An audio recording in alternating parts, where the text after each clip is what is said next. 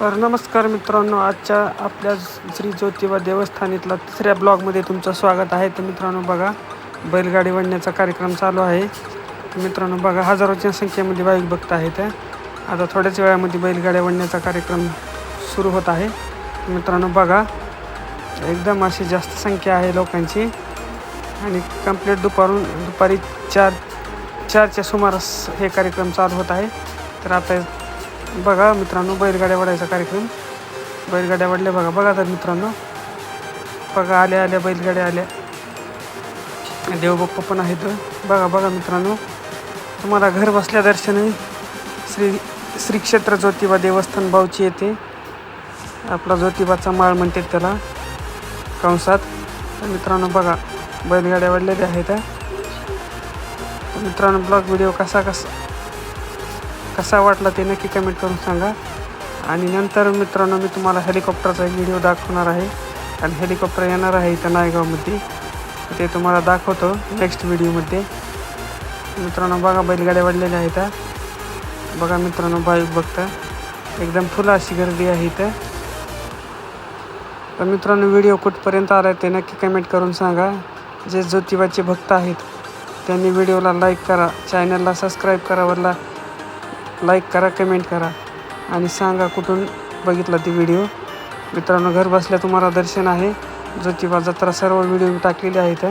हा तिसरा blog video आहे ज्योतिबा देवस्थान जत्रामधून.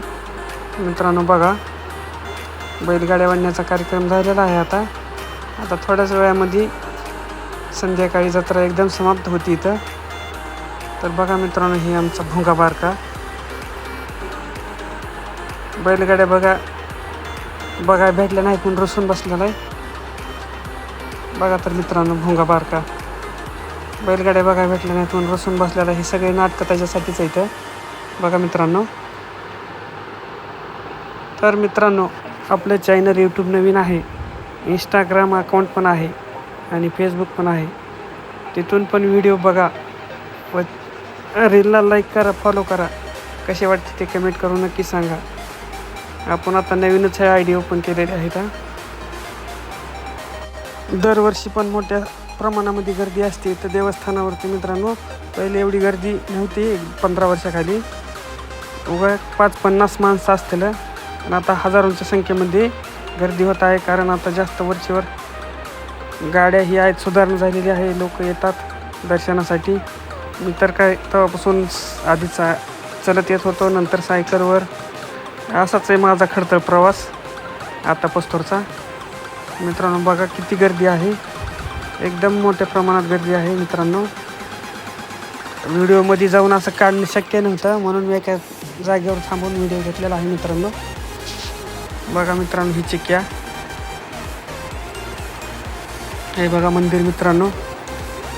आणि व्हिडिओ कसा वाटला ते नक्की कमेंट करून सांगा.